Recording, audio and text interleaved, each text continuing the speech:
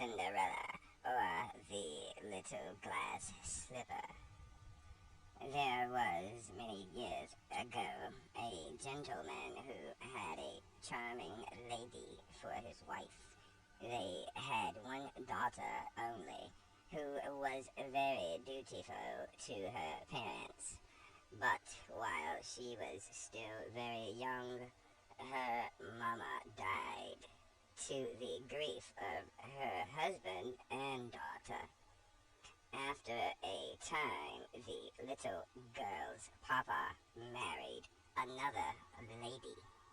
Now, this lady was proud and haughty, and had two grown-up daughters as disagreeable as herself.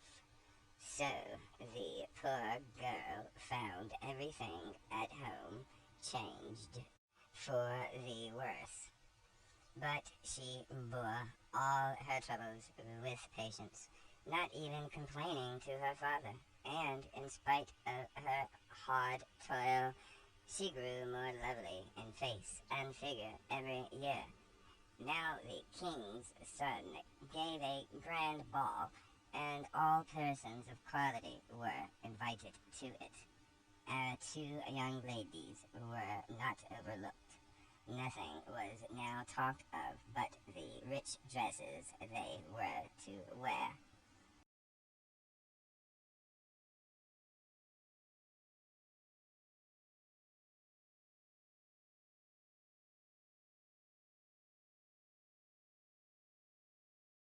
At last the happy day arrived. The two proud sisters set off in high spirits.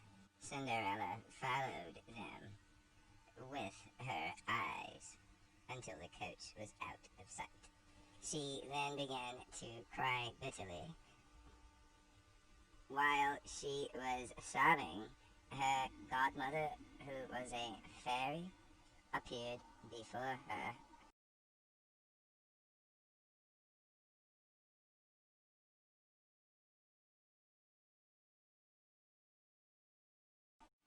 Cinderella, said the fairy, I am your godmother, and for the sake of your dear mamma, I am come to cheer you up. So dry your tears. You shall go to the grand ball tonight, but you must do just as I bid you. Go into the garden and bring me a pumpkin. Cinderella brought the finest that was there. Her godmother scooped it out very quickly, and then struck it with her wand, upon which it was changed into a beautiful coach. Afterwards, the old lady peeped into the mouse-trap, where she found 6 mice. She tapped them lightly with her wand, and each mouse became a fine horse. The rat trap contained 2 large rats. One of these she turned into a coachman, and the other into a postilion. The old lady then told Cinderella to go into the garden and seek for half a dozen lizards. These she changed into 6 footmen, dressed in the gayest livery. When all these things had been done, the kind godmother, touching her with her wand, changed her worn-out clothes into a beautiful ball dress, embroidered with pearls and silver. She then gave her a pair of glass slippers. That is, they were woven of the most delicate spun glass, fine as the web of a spider.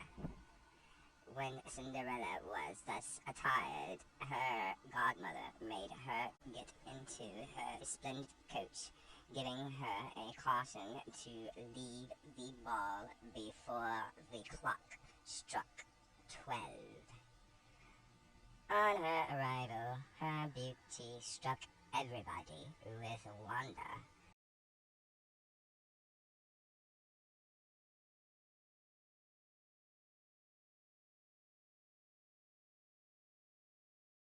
the gallant prince gave her a courteous welcome and led her into the ballroom, and the king and queen were as much enchanted with her as the prince conducted her to the supper table, and was too much occupied in waiting upon her to partake of anything himself. While seated, Cinderella heard the clock strike 11:15.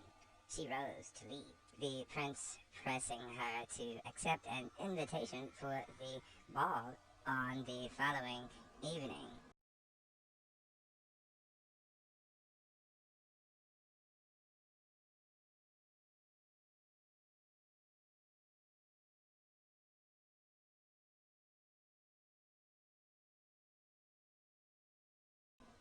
On reaching home, her godmother praised her for being so punctual and agreed to let her go to the next night's ball. Although she seemed to be tired, her sisters, instead of showing pity, teased her with glowing accounts of the splendid scene they had just left, and spoke particularly of the beautiful princess. Cinderella was delighted to hear all this, and asked them the name of the princess, but they replied nobody knew her. So much did they say in praise of the lady that Cinderella expressed a desire to go to the next ball to see the princess. But this only served to bring out their dislike of poor Cinderella still more, and they would not lend her the meanest of their dresses. The next evening, the two sisters went to the ball, and Cinderella also, who was still more splendid dressed than before.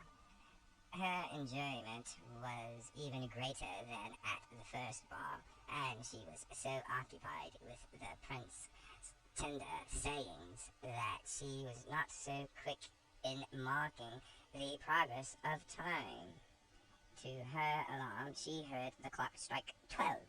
She fled from the ballroom, but in a moment the coach changed again to a pumpkin, the horse to mice, the coachman and postilion to rats, the footman to lizards, and Cinderella's beautiful dress to her own shabby clothes. In her haste, she dropped one of her glass slippers and reached home, out of breath with none of her godmother's fairy gifts but one glass slipper. When her sisters arrived after the ball, they spoke in terms of rapture of the unknown princess, and told Cinderella about the little glass slipper she had dropped, and how the prince picked it up.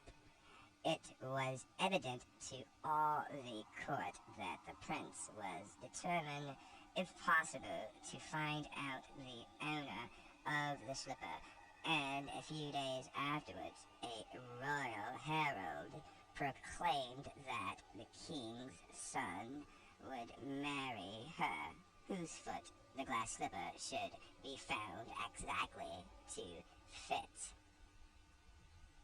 This proclamation caused a great sensation. Ladies of all rank were permitted to make a trial of the slipper, but it was of no use.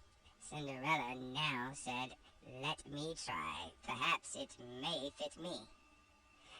It slipped on in a moment. Great was the vexation of the two sisters at this.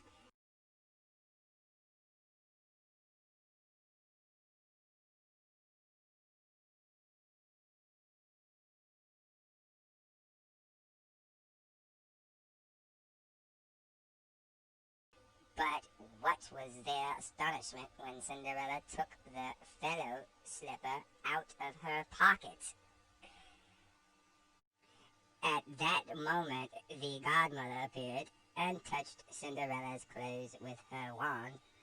Her sisters then saw that she was the beautiful lady they had met at the ball, and, throwing themselves at her feet, craved her forgiveness. A short time after, she was married to the prince, to the intense gratification of the whole court.